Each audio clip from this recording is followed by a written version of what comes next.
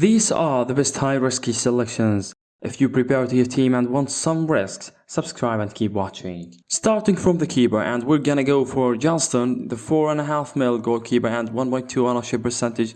So not too many people looking at this goalkeeper, and his fixtures not that hard, so it could be a good risky choice. Into backline, on the first one is Ben Chilwell. For me, I prefer James on him if he's fit, but as we saw in Chelsea's friendly that he was on both corners that he took from both sides, so it's a good opportunity to get more assists and attacking returns.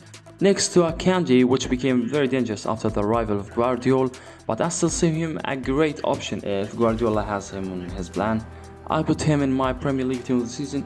You can watch it from the description. Akanji started at 24 games last season, and this is a good number of appearances for a player in his first season with Man City.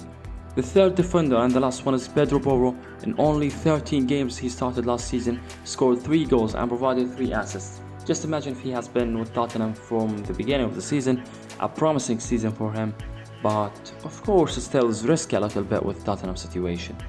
Next to midfield, where we have Martinelli, one of the best Arsenal assets, of course. If you're gonna pick one player to score a goal for Arsenal, if Martinelli is on the pitch, there is a very good chance that it could be this guy. Another great risky option from Arsenal's Trossard, a very impressive pre-season for him, and he scored a goal against Man City yesterday. Next we have Phil Foden. We still know nothing about Pep's plan next season, especially with all of these transfers out, De Bruyne injury and Kovacic signing, but no doubt if Foden take a chance, he will be a very good option next to Haaland. Third player in midfield is Marsh. Most of us focus on Mitoma and Gross, but there is a third option with the same price range, 6.5 mil, and less ownership percentage, just 3%. For me, I have Mitoma on my team, but if you want a risky pick, Solly Marsh and Enciso are very good options.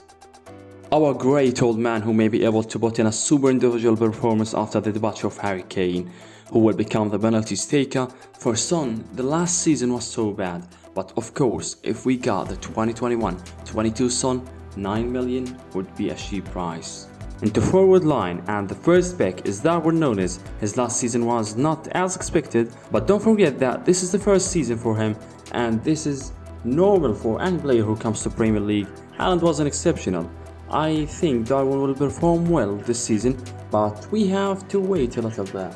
Another Brighton asset, Evan Ferguson, of course. With this easy fixtures for Brighton, a double up from Brighton or maybe a trio will be normal. The problem that we still don't know who is the main striker for the Zerbi team. 6 mil, half a million less than the Betfield popular selections, is a very good price for him if he is in the starting team home to Luton Town.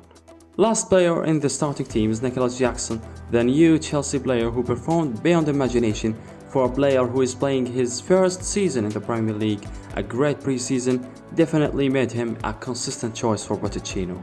On the bench we have Flicken, the new Brentford keeper. If he performed well, this is gonna be another good 4.5 mil option.